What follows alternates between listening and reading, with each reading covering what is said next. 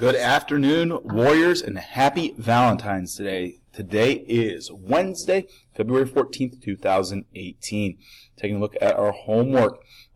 We have blizzard bags across all subjects that we still need to get completed. Most of you have done a great job so far getting those in.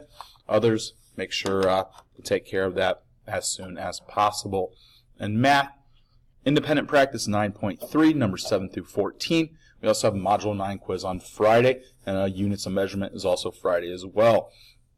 Science, optional review. We do have our units of life quiz tomorrow. Social studies, there is no homework. Language arts, we have our journal for Chapter 7 of the Watsons Go to Birmingham. Also, make sure you're keeping up on your 3 chapter notes for each period, or each chapter. You do not want to fall behind on this. And then AR, you need to be reading AR.